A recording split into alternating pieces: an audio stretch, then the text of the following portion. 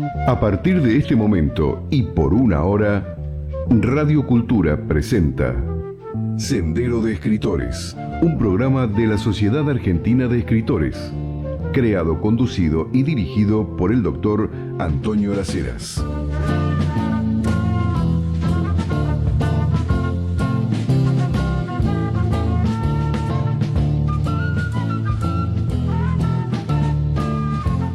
Otra noche de martes, última hora. Vamos a hablar, como buscamos hacer aquí en Sendero de Escritores, de esos temas que habitualmente no se hablan, o si se hablan muy rápido, muy breve. No, aquí le vamos a dar tiempo. Nos está acompañando escritor, ensayista, guionista, investigador. También compartimos el hecho de ser peregrinos a Tierra Santa. Tema importante, ya vamos a hablar de eso. Eduardo Calaey está hoy aquí con nosotros. Eduardo, buenas noches. Gracias por estar en este momento rumbo a medianoche en punto.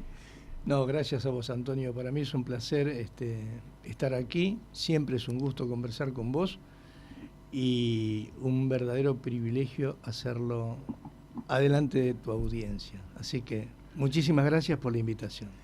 Tengo uno de los libros de Eduardo Calaey, ha publicado en la Argentina, en España, en tantos lados, pero les recomiendo, por muchas preguntas que a veces llegan acá, la masonería en la Edad Media. Para los que preguntan, pero ¿cómo comenzó esto? Y otros temas que vamos a tratar hoy, pero la masonería en la Edad Media. Pero en realidad, le decía antes de empezar el programa a Eduardo, que lo invité con una intención particular, porque leí esto en su página y dije, bueno, estamos compartiendo, pero qué bien escrito que está. Y un día me di cuenta que todo aquel mundo en el que había crecido estaba sitiado, que todo lo bueno, lo bello y lo sagrado se estaba apagando en medio del desinterés, la desidia o simplemente la ausencia de sentido. Con el tiempo, dice Eduardo Calaey, descubrí que había otros como yo y decidí resistir con ellos desde el último bastión. El último bastión es una expresión muy intensa. Que todo lo bueno, lo bello y lo sagrado se estaba apagando en medio del desinterés, la desidia, simplemente la ausencia de sentido. ¿Cómo es posible vivir? ¿Cómo un humano puede vivir? Las demás especies pueden vivir sin un sentido, pero ¿cómo la especie humana puede vivir con ausencia de sentido?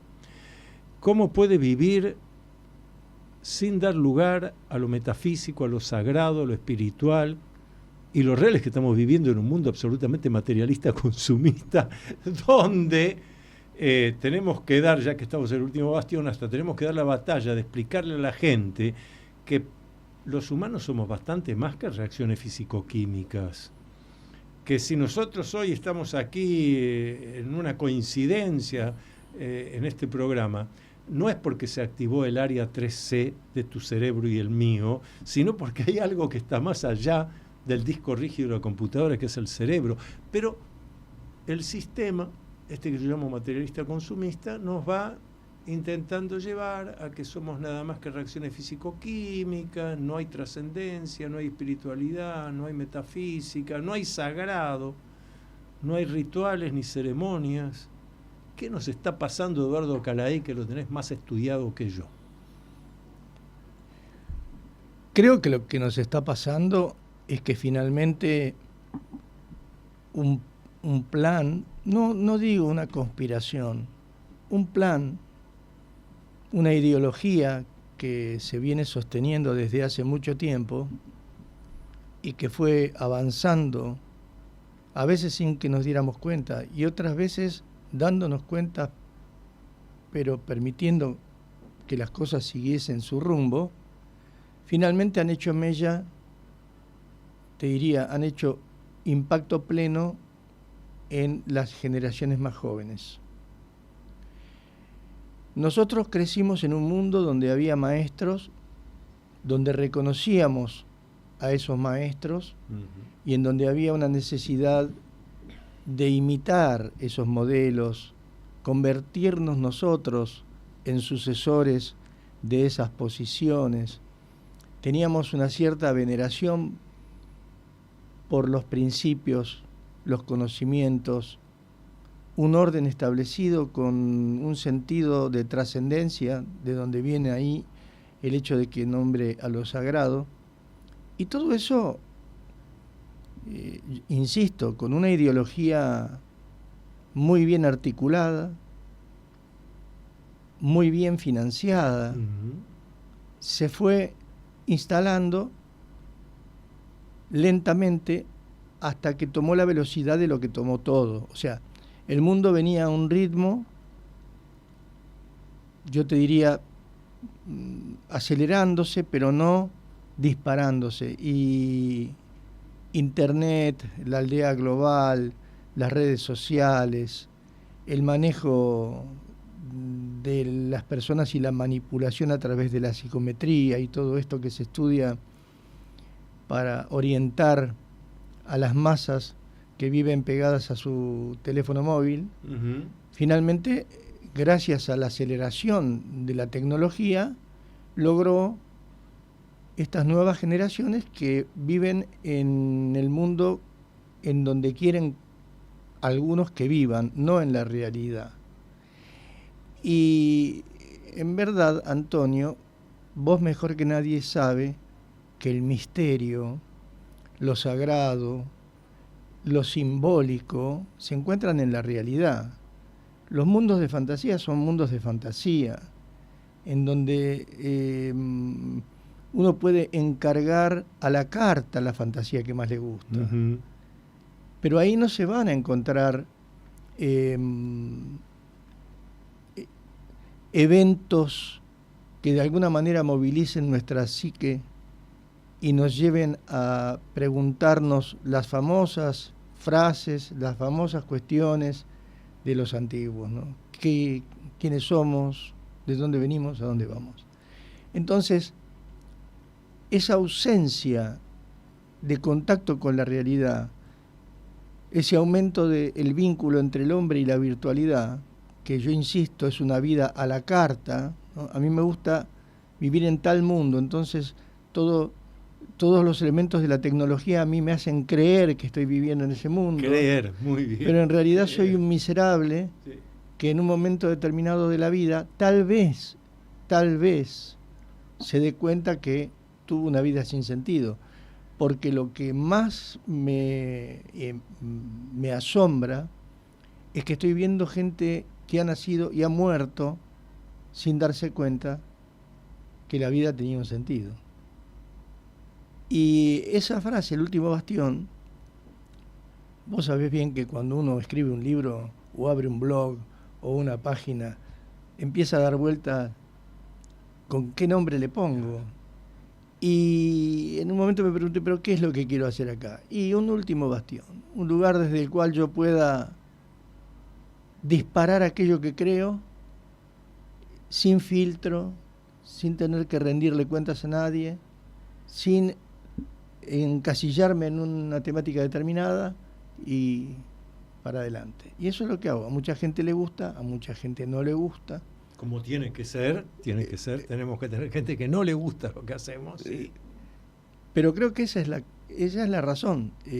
Hay una ausencia de trascendencia, una ausencia de lo sagrado, se ha perdido el sentido iniciático de la vida, porque hasta esas iniciaciones tan ancestrales como un cumpleaños de 15, un casamiento, un bar mitzvah, en todas las culturas. La fiesta de los 18 para nosotros 18, los varones, claro. Bueno, ahora ya no, los chicos tienen 18 mucho antes de los 18, las chicas acceden a una vida de mujeres mucho antes de ser mujeres, no hay ritos de pasaje, nadie te dice, a partir de hoy tenés tal y tal responsabilidad. No, los chicos se han equiparado con los grandes, los que aprenden se han equiparado con los que enseñan y los que tienen responsabilidades se han puesto en interdicto por los que no la tienen. Entonces, el mundo, Antonio, está pata para arriba. Y yo voy a decidir en qué mundo quiero vivir y en qué mundo quiero morir, aunque esté obligado a las reglas de juego, pero mi mundo interior no va a cambiar. No me van a imponer otra manera de ver la vida más allá de la que a mí me gusta y amo la vida y estoy feliz. Pero bueno, ahí vino esa actitud de resistencia, de quedarme con otros como yo, como vos, que deciden quedarse ahí hasta la última carga. Fíjate que hay una frase de San Ignacio de Loyola, fundador de la Compañía de Jesús, de la orden a la que pertenece el Papa Francisco, que es clave porque obviamente él lo dice en términos de estar en el sendero de Dios, pero en realidad es estar en el sendero de lo humano. San Ignacio dice, hay dos preguntas nomás que responder, que todo humano debe responder. Si las puede responder, para San Ignacio está en el camino de Dios. Pero vuelvo a decir, es en el camino de lo humano, del sentido. San Ignacio dice, hay que responder ¿a dónde voy? ¿A dónde voy más o menos? ¿Y para qué voy? En el ¿y para qué? En la encuesta que vengo haciendo, es donde resbala mucho, porque ¿a dónde voy? Bueno, que la familia esté bien, que sí, pero lo humano, lo creativo, lo que lo convierte a usted en único y irrepetible. Y ahí ya me miran como diciendo, ¿de qué me está hablando este? Es el sentido. Uh-huh. Entonces, ¿cómo no vas a llevar una vida de malestar? Que dicho sea de paso, le es muy conveniente a ciertas empresas. El sentido trascendente, la creatividad.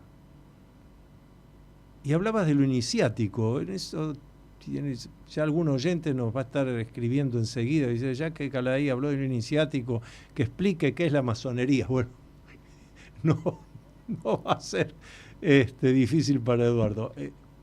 Al que no tiene la menor idea, dice, ¿qué es esto de la masonería, los masones, qué?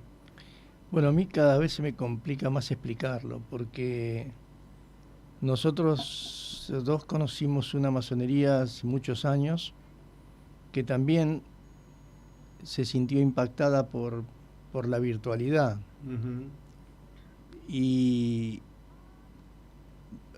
yo comenzaría diciendo que en realidad hoy hablar de masonería no es del todo correcto. Yo creo que hay que hablar de masonerías, porque la masonería, como muchas otras cosas en Occidente, sufrió una serie de mutaciones, se atomizó, sigue habiendo lo que nosotros llamamos potencias masónicas, que son grandes logias o grandes orientes, que siguen marcando de alguna manera el rumbo, pero yo veo un rumbo errático en la masonería contemporánea, nosotros ahora.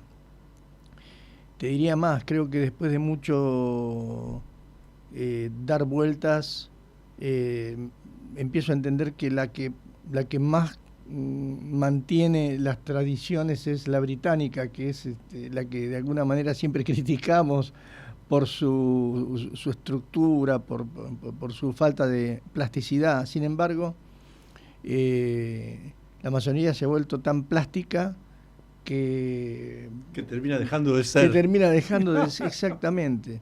Vos ves que muchas obediencias han quitado la palabra iniciático de sus estatutos. Esto ocurre en América Latina, en Europa, en todo el mundo. O sea, el tema iniciático es como...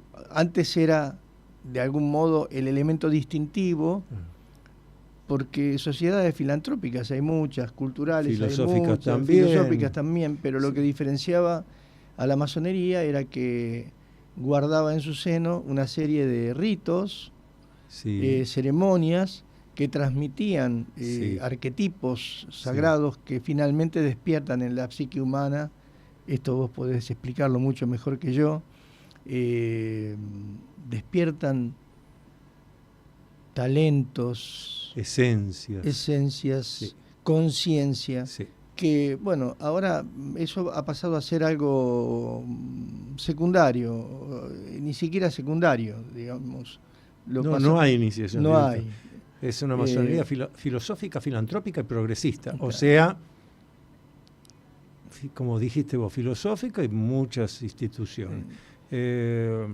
Filantrópica, bueno, pues el Club de Leones. Sí. Progresista, cualquier institución que esté pensando en cómo el desarrollo humano, pero lo que era clave de la masonería no está. Claro, pero no está porque cae dentro de esta situación general que yo describía antes, de ataquen a lo sagrado. Sí. O sea, sí. derriben lo trascendente, guerra al alma, Ahí. guerra a la religión, guerra a todo lo que se pueda constituir en una espiritualidad trascendente. Exacto. Ese es el punto. O sea, hemos...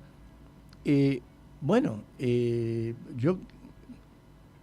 he leído autores que dicen que la masonería se inventó en el siglo XVIII. Ah, sí, lo hemos leído en varios lados. ¿Por qué? Porque como todo es relativo, si a mí no me gusta todo lo que pasó antes del siglo XVIII, lo vuelo, no existió. lo reescribo. Pero si se están reescribiendo los cuentos de Andersen, porque en la nueva, digamos, idea de diversidad pueden ofender a alguna minoría, si se están reescribiendo los libros de Agatha Christie porque ofenden a algún tipo de diversidad, ¿cómo no van a reescribir la historia de la masonería y acomodarla a su real antojo? Vamos a hacer la primera pausa del programa y seguimos hablando con Eduardo Calaey de masonería, de lo sagrado, de lo trascendente, o sea, de lo que habitualmente no se habla. ¿Usted escribe poesía, ficción, ensayo, novela, dramaturgia? Entonces tiene que pertenecer a la Sociedad Argentina de Escritores. Lo esperamos para darle toda la información de lunes a viernes de 14 a 19 horas en nuestra sede de la calle Uruguay 1371, Ciudad de Buenos Aires.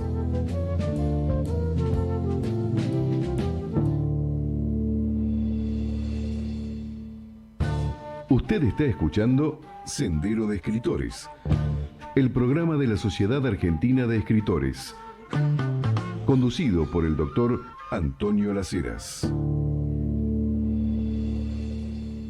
Así que entonces no nos queda otra que preguntarle a Eduardo Calaey, a ver, ¿cuándo comenzó? ¿Hay un cuándo comenzó, cuándo se inició la masonería? Allá me tengo que ir al Antiguo Egipto.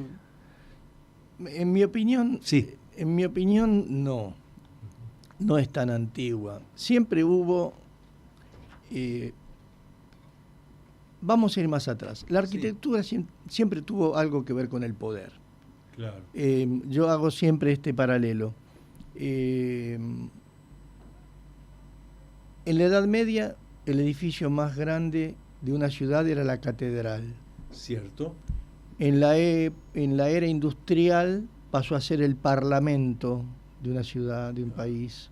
Y hoy son las cabeceras de las grandes empresas multinacionales. Uh-huh. O sea, esto está enviándonos un mensaje claro, ¿no? La arquitectura en la Edad Media era una arquitectura sagrada, la arquitectura en la Ilustración y todo el proceso revolucionario de las repúblicas es republicana, y la arquitectura responde actualmente al poder económico. Esto es así de simple. Muy buen detalle, porque no se suele mirar de esa manera. Muy bien.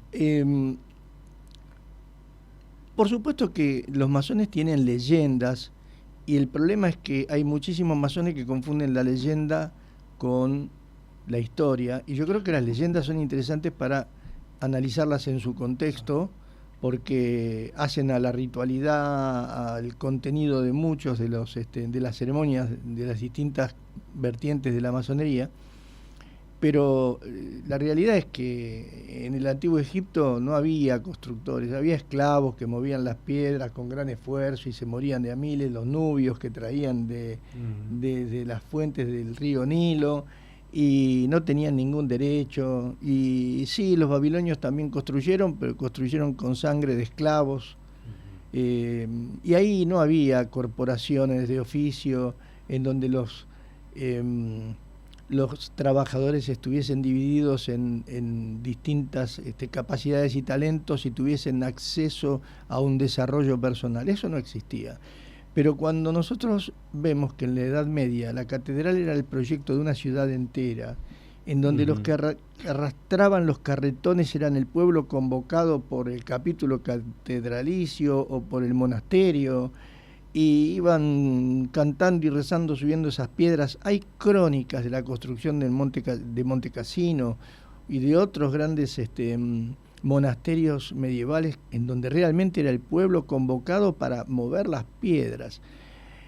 Y luego, si tenemos en consideración que los gremios en la Edad Media terminan conformando lo que después vamos a conocer como la burguesía, y son un factor fundamental del desarrollo de la burguesía, bueno, tenemos que entender que ahí había una estructura, una organización en donde las capacidades de cada uno estaban delimitadas: maestro, oficial, que era el compañero, aprendiz, que era el que se iniciaba. Y yo creo que hay que buscar la masonería en ese lugar, porque aparte son los que inventan la palabra masón. Los hombres medievales tenían una obsesión: ponerle nombre a las cosas. Ajá. Y a lo largo de los siglos de la Edad Media, que son muchos, no nos olvidemos que uno habla de Edad Media, pero estamos hablando de la caída del Imperio Romano de Occidente a la caída del Imperio Romano de Oriente, que pasaron nada más ni nada menos que 1000 años. Por eso los historiadores dividen en alta Edad Media, plena Edad Media y baja Edad Media. Pero a lo largo de la plena Edad Media, fines de la alta Edad Media y plena Edad Media, hubo muchos hombres que quisieron ponerle nombre a las cosas e hicieron los lexicones. Entonces, el primero que hace un listado de palabras es un obispo de Sevilla, Isidoro de Sevilla, que escribe un libro que se llama Etimologías, y ahí aparece la palabra masón, que viene... ¿De qué año estamos hablando? Año 700 y pico. Está ya en los fines de la Alta Edad Media y está entrando la Plena Edad Media. ¿Por qué? Porque macchio, que es el término en latín, viene de máquina.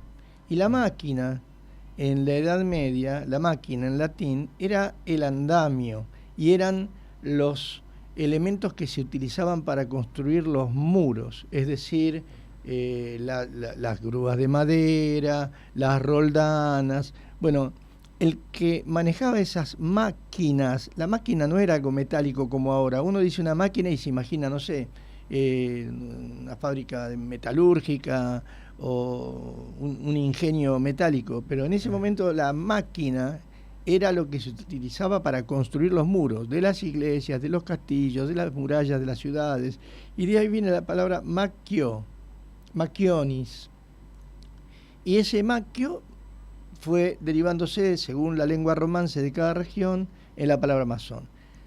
Esta es la realidad. Al que le guste inventarse una fantasía... Puede estar creativo. Que esté creativo. Sí. Ahora, si tiene ganas de hablar en serio, que lea a Rabano Mauro, a Isidoro de Sevilla, a Beda el Venerable, a todos estos tipos que entre el siglo VIII y el siglo X lo inventaron todo.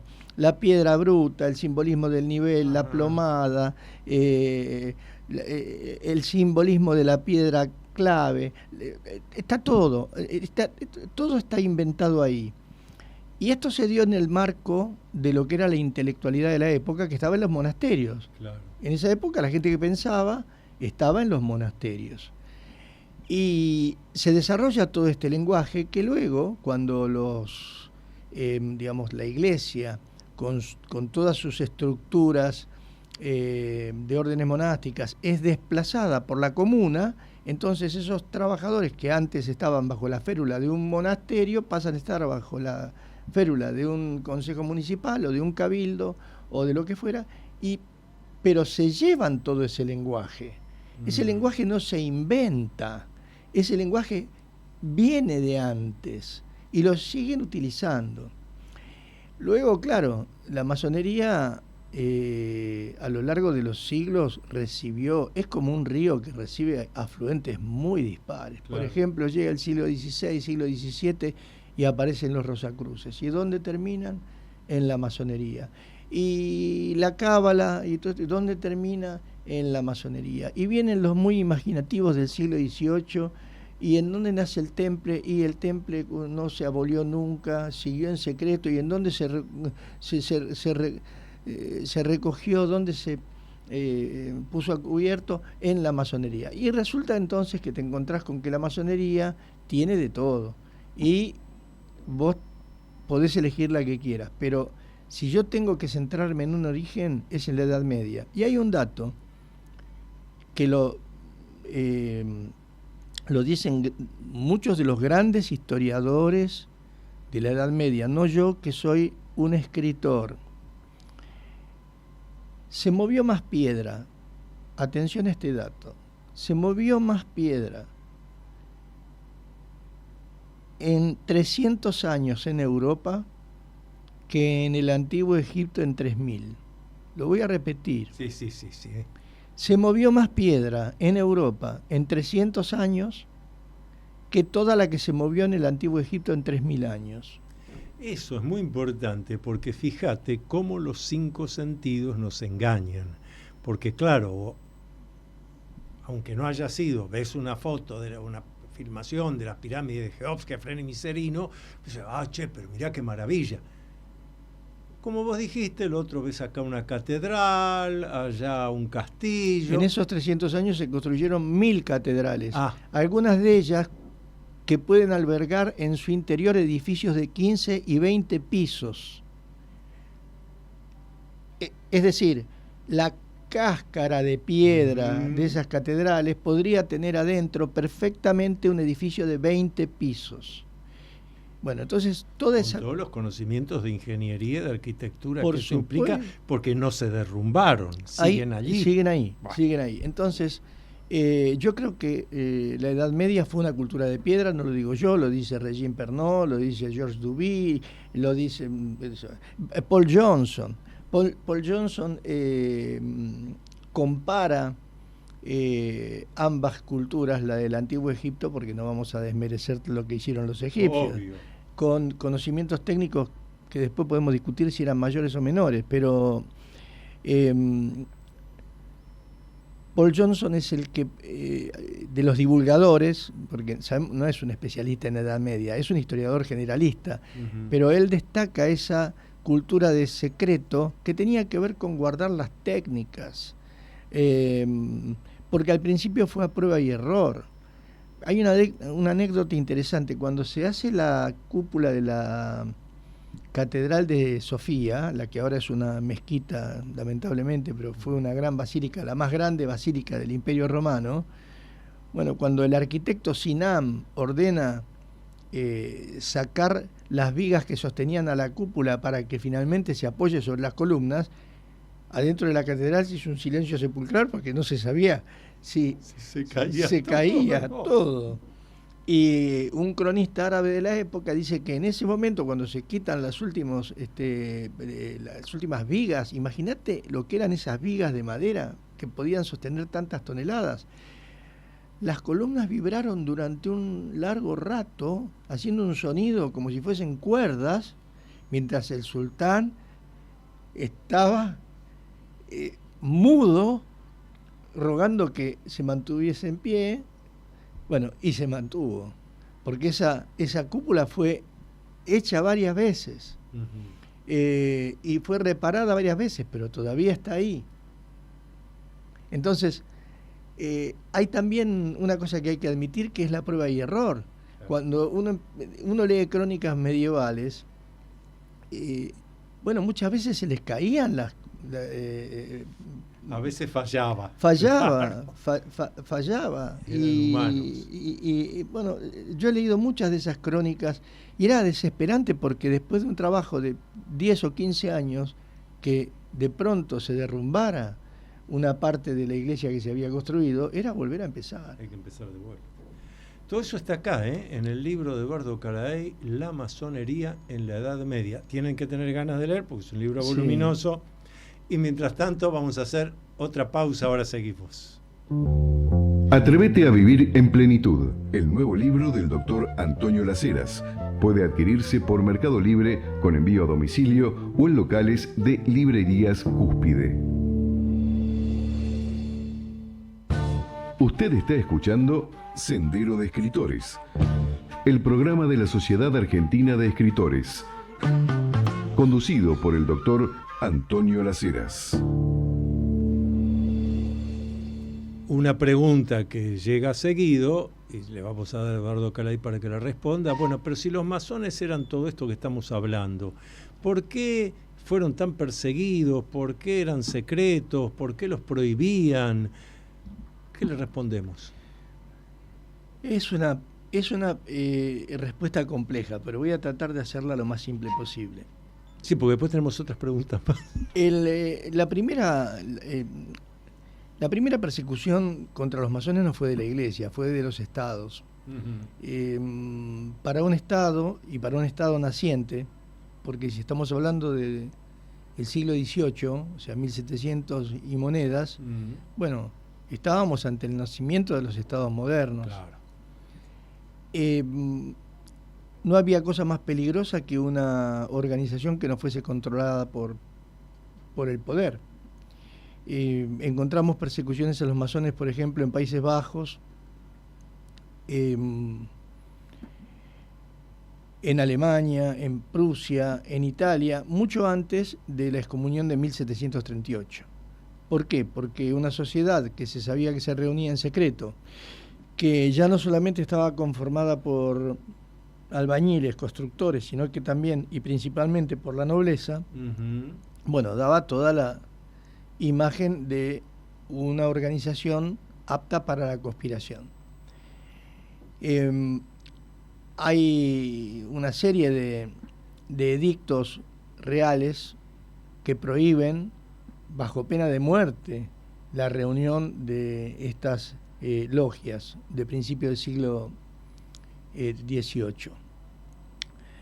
Luego, hay también una gran ignorancia respecto de los orígenes de la primera excomunión de 1738. Exacto.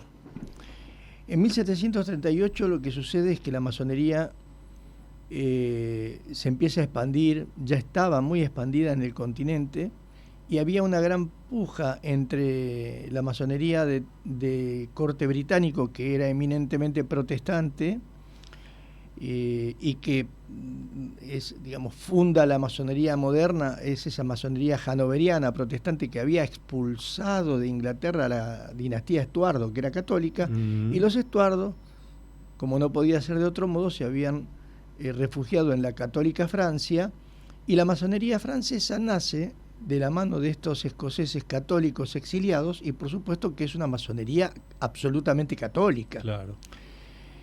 Por eso lo que actualmente llamamos escocismo tiene tantos nombres que provienen del léxico eclesiástico: consistorio, capítulo, venerable. Bueno, venerable se les llamaba a los abades. Sí, claro. Los capítulos eran el lugar en donde se reunían los monjes a deliberar. Los consistorios son el lugar en donde los cardenales deliberan. Entonces, ahí había una gran puja entre el mundo protestante, que no era solamente Inglaterra, sino las potencias del norte de Europa, y las potencias católicas, que tenían su propia corriente masónica liderada por la Gran Logia de Francia. Entonces, ahí hay un punto poco conocido, que es que en 1738 había todo un problema geopolítico en Europa. Los franceses querían recuperar Lorena, la antigua Lotaringia. Había muerto el último duque de Toscana, que no tenía descendencia, y se estaba al borde de una guerra. Lesinski, el líder de los polacos, estaba casado con la hija del rey francés. Entonces, Francisco Esteban era el duque de Lorena, pero a su vez era el marido de la emperatriz Teresa del Imperio Austrohúngaro. Bueno, se juntan todas estas potencias y deciden resolver este problema. Lo convencen al duque de Lorena que ceda Lorena a Francia a cambio de quedarse con Toscana. El tema era que todos estos personajes eran masones. Claro. El último duque de Toscana, que había muerto sin descendencia, era un defensor a ultranza de la Iglesia Católica, pero Francisco Esteban, el duque de Lorena, era un masón hecho y derecho, que no estaba alineado con la Iglesia. Entonces, en 1737, los estados pontificios se encuentran con la novedad de que su vecino del norte, su frontera más importante, que es la Toscana, pasa a ser gobernada por un masón. Además, un masón iniciado en Londres, por lo tanto, con una gran influencia del mundo protestante. Claro. Bueno, a partir de ahí, al pobre Papa, que ya estaba ciego y con sus capacidades cognitivas muy deterioradas, lo encierran entre 3 cardenales, liderados por el cardenal Firrao, que estaba espantado con esto de que los masones británicos tuvieran un santuario en Toscana, y a partir de ahí se baja esta excomunión, que es política, Antonio. No tiene nada que ver con la religión, es política. Muy importante. Y te doy un dato más interesante todavía. El caballero Ramsay, el famoso caballero Ramsay, un masón escocés, que por supuesto, como todos los demás escoceses, estuardista, exiliado en Francia, gran orador de la Gran Logia de Francia, llega a proponerle formalmente a Luis XV que, a imitación de lo que sucede en Inglaterra, sea el patrono de la orden. Claro. Y ahí lo piensan, pero un personaje muy importante, que era el primer ministro de Francia, el cardenal Fleury, sabiendo que en las logias no se podía controlar mucho lo que pasaba, le dice al rey: Su Majestad, yo le recomiendo que acá no se meta, dejemos que las logias funcionen por su lado. Pero podría haber sucedido que también la masonería francesa formara parte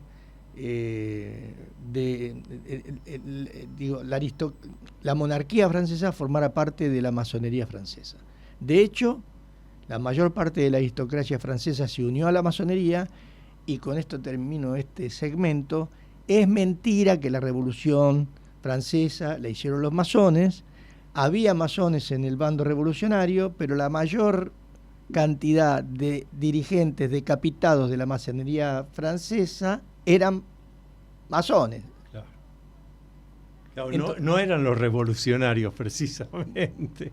Había dentro de los revolucionarios, pero no la mayoría. El gran maestre, el duque de Chartres, es decapitado. Entonces, cuando a mí me dicen, la Revolución Francesa la hicieron los masones, no. Exacto. Pero esto, además, que estás explicando es interesantísimo, por eso hay que darle el tiempo como le estamos dando, porque lo otro que solemos escuchar, obviamente basado desde el desconocimiento, pero hay un juicio a priori, es, bueno, la Iglesia excomulga a los masones porque los masones son diabólicos o porque los masones son ateos. A los que sostienen esto quizás convendría explicarles que para entrar a una logia masónica hay que creer en algo. Bueno, no en todas. Ajá.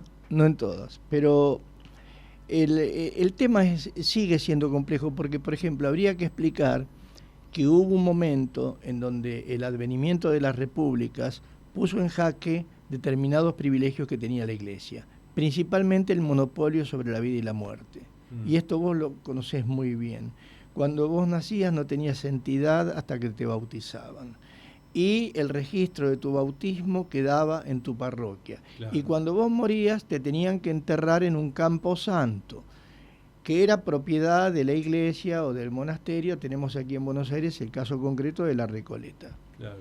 Entonces, cuando se produce el avance del laicismo y la secularización de los estados, y el Estado se arroga la prerrogativa, como corresponde, de inscribir a los nacidos y enterrar a los muertos, a la Iglesia se le está quitando nada menos que el monopolio sobre la vida o la muerte. No te olvides que hubo reyes que tuvieron que repudiar a su amante porque un papa los ponía en interdicto, los excomulgaba in totum, y entonces en ese país nadie daba misa, nadie bautizaba y nadie enterraba a nadie. Y en una cultura en donde se creía realmente que si una criatura no bautizada moría, iba al infierno, entonces se armaban unas rebeliones terribles. Esto pasó en Francia varias veces. Los reyes franceses eran muy proclives a repudiar a sus mujeres y traerse otras nuevas. Ajá. Y la Iglesia, una manera de las que tenía de disciplinarlos es excomulgar al reino hasta que la situación se resolviese. Traído esto al siglo XIX, que es el siglo de las grandes luchas por la secularización de la sociedad, era lógico que si a la vanguardia de la secularización estaba la masonería, la Iglesia no quisiese saber nada con los masones, si eran justamente los que tenían como estandarte la secularización de las instituciones más importantes de un Estado, el registro civil. Sí. La educación. La educación. Bueno, el otro gran punto. Entonces, nuevamente, me preguntás, las razones son razones políticas. Cuando tiene que ver con el poder, estamos hablando de política.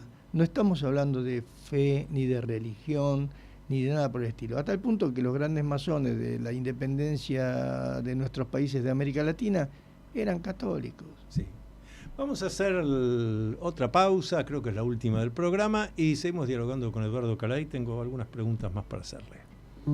Los miembros de la Sociedad Argentina de Escritores tienen libre acceso a la Feria Internacional del Libro de Buenos Aires, tener a la venta sus libros en el stand de nuestra entidad y espacio para dialogar con los lectores. Otro de los tantos beneficios de ser miembro de la Sociedad Argentina de Escritores.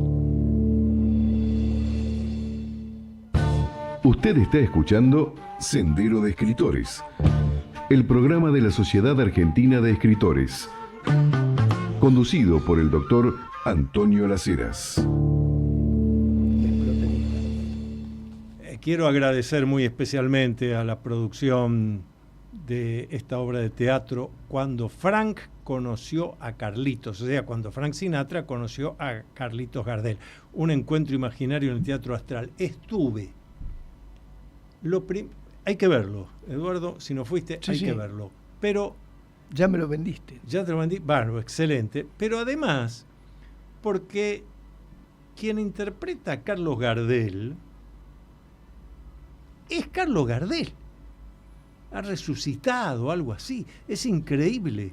Es la figura de Carlos Gardel, pero además canta como Carlos Gardel. No, esto es notable, hay que ir a ver, realmente voy a volver a ir, así que mándenme 2 invitaciones más, porque esto es, obviamente la obra es un encuentro imaginario. Carlos Gardel está en Estados Unidos, una de sus actuaciones, y se encuentra con que lo va a ver un muchacho, un joven, que dice, yo quiero aprender a cantar, y era Frank Sinatra. Está muy bien llevado el guión, muy bien. Autores Raúl López Rossi, Gustavo Manuel González. Pero excelente, está Carlitos Gardel. Y dicho sea de paso, hablábamos del libro de Eduardo Caray, La masonería en la Edad Media. Ahora hablamos del libro de Antonio Las Heras, Masonería en la Argentina, Enigma Secreta y Política.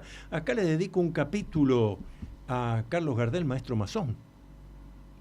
¿Conocías algo de eso?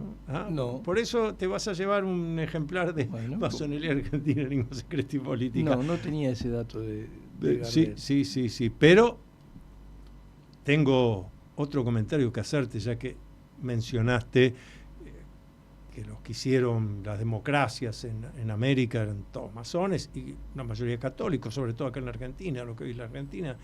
En estos días, en el Instituto Sanmartiniano, se está presentando un libro con una conferencia de un historiador. Y el libro se llama algo así como José de San Martín no fue masón.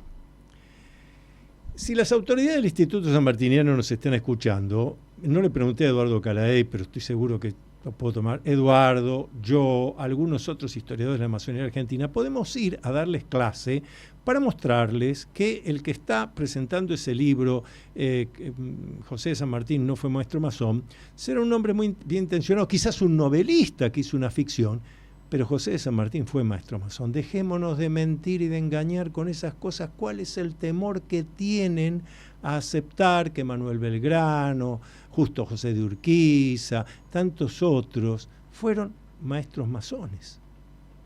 ¿Estoy equivocado yo? No José de estás San Martín fue maestro masón. No estás equivocado. No estás equivocado. ¿Qué es lo que pasa? No solo él, sino todo su Estado Mayor. Bueno, lo que creo es que hay una necesidad que creo que es anacrónica, ocurre en muy pocos países esto, de todavía mantener una fricción activa entre la masonería y la iglesia. Esto en otros países católicos no pasa. Por ejemplo, no pasa en Brasil. El episcopado brasileño tiene un trato directo con las distintas, vos sabés que en Brasil hay un universo de masonería, ¿no? Exacto. Hay un universo, no tienen ningún problema. Lo mismo ocurre en Alemania, lo mismo ocurre en toda Europa del Este, en Italia, el país en donde... Ahí está. Bueno, Está el Vaticano ahí. El Vaticano, uno de los más grandes historiadores de la masonería, que es José Antonio Ferrer Benimeli, tiene una obra en la que lista miles de religiosos que a lo largo de la historia reciente formaron parte de la masonería. Pero bueno, a Mitre trataron de arrancarle, es más, hay algunas publicaciones que dicen que el confesor logró en el último minuto de la vida de Mitre, con el último hálito, que abjurara, ¿no? Es una escena patética, ¿no? Yo me imagino a Mitre, gran maestre de la orden, grado 33, uno de los... Masón confeso. Masón, por supuesto. Claro, no, yo no es que lo ocultaba. me imagino realmente una escena pintoresca, ¿no? Pero bueno, esto sucede en Argentina. En muchos otros países te puedo asegurar que no sucede. Mira, te voy a contar una anécdota para que te des cuenta la diferencia. Hace unos años atrás, estando en Bolivia, consagramos un cuerpo masónico, un alto cuerpo masónico. Y estos hermanos bolivianos querían a toda costa que este cuerpo masónico fuera bendecido por un sacerdote católico, claro. Bueno, para mi sorpresa, al día siguiente... Pero, para los que no conocen, esto que Eduardo Caladí está diciendo, un cuerpo masónico, no se está refiriendo a un cuerpo humano, persona, sino un grupo... Una organización. A una organización, exacto. Bueno, al día siguiente de constituirse esta organización masónica en Bolivia, me citan, nos citan porque habíamos participado varios dirigentes de esta orden que venían de distintos países, incluso de España, nos citan en la catedral de la ciudad. Catedral de una iglesia católica, apostólica y romana. Sí. Muy claro. Bueno, llegamos en la misa, terminó la misa y finalizada la misa nos hicieron pasar a un salón contiguo a la sacristía, en donde el sacerdote procedió a la bendición del estandarte de este alto cuerpo masónico, para mi sorpresa, y para la del español ni te cuento, porque me miraba como diciendo, ¿esto está pasando? Bien. Bueno, sí está pasando. Bueno, esto es algo frecuente en otros países. En Argentina hay una necesidad permanente de cierto sector sí. Del episcopado, porque sabe muy bien que hay otros que pagaron un alto precio por dialogar con los masones. Por ejemplo, Monseñor Carlic, al que la derecha ultramontana se jacta de haberle evitado el capelo cardenalicio como castigo después de haberse sentado a hablar con los masones. O sea, Carlic fue castigado, no siendo ascendido a cardenal, creado cardenal, hasta después de la edad con capacidad de elegir. Claro, que ya no es elector. Entonces esto, dentro de la Iglesia Católica hemos tenido sacerdotes que pagaron un altísimo precio por dialogar con la masonería. Y esto realmente es un disparate. Pero yo recuerdo bien haber visto una página de Clarín donde Monseñor Bergoglio, en esa época era cardenal primado acá, se había reunido con el entonces gran maestre de Gran Logia de la Argentina de Libres y Aceptados Masones. Sí, así es. Y hoy en día es el Papa. Así es. Ahí parece que... Sí, pero Bergoglio siempre tuvo alguna reticencia. Voy a contar una anécdota interesante. Cuenta, hasta ahora, estamos llegando a medianoche en punto. Ahora para contar estas cosas. Voy a cosas. contar una anécdota interesante. En la década del 90 vino a la Argentina un jesuita de filo marxista, Jean-Yves Calvez, muy famoso en su momento porque era un intelectual francés de renombre, jesuita. Dio una conferencia en el Gran Templo de la Gran Logia de la Argentina, que concitó la presencia de muchos periodistas, especialmente los especializados en temas de iglesia. Me acuerdo que estuvo Robulión, no me acuerdo si estuvo Sergio Rubín, pero vino lo más granado pero un del jesuita que iba a hablar. Un jesuita, exactamente. Bueno, antes de que volviese a Francia, tuvimos una conversación y él nos contó que luego de dar la conferencia había ido a ver a Bergoglio. Y Bergoglio, muy enojado, le dice: ¿por qué usted no me avisó que iba a venir a dar una conferencia a la Gran Logia de Argentina? A lo cual Jean-Yves Calvez le contestó: porque usted no me lo hubiera permitido. Entonces, Bergoglio se encontró con el hecho consumado. Claro. Pero, bueno, se llegó en esa época a ese... Yo he estado en programas de radio con nuestro recordado Emilio Corbier, Sí. con el padre Storni, incluso el padre Pérez del Viso. En la década del 90 y principio de los 2000 hubo un gran debate público. Yo tengo una carpeta guardada de cartas de lectores en el diario La Nación, en donde el padre del Viso trataba de explicar que la excomunión no es contra los masones, sino que contra los masones que maquinan contra la iglesia. Si un masón no está maquinando contra... No es una excomunión in totum. Claro, no es que automáticamente porque vos te iniciaste, hermano masón, al otro día estás excomulgado. Eso está en este momento a debate. Lo que ocurre es que, por un lado, su santidad Francisco es muy abierto y, por otro lado, es muy conservador. Entonces, yo creo que también en un juego político a los conservadores los pone verdes con determinadas cosas y después los calma con otras. Estamos llegando a medianoche en punto. Me queda tiempo para seguir, 2 minutos ya tenemos. Eduardo Calay, gracias por... te vamos a volver a invitar, porque tenemos mucho que decir. Pero mientras tanto, acá tienen la masonería en la Edad Media, Eduardo Calay. Entre otros, porque hay unos cuantos de estos libros. A Nico Ciancaglini, gracias por la operación técnica, a Viviana del Río por la producción. Nosotros volvemos. Muchas gracias, Antonio, por la invitación. Fue un placer, fue un gusto y, bueno, ¿qué más decirte? Somos amigos hace tantos años que... Y hasta la próxima. Hasta la próxima. Nosotros volvemos martes que viene, 23 horas, aquí por Radio Cultura. Luminoso abrazo a todos y cada uno. Luminoso abrazo. Hasta aquí usted escuchó Sendero de Escritores, programa de la Sociedad Argentina de Escritores. Creado, conducido y dirigido por el doctor Antonio Las Heras.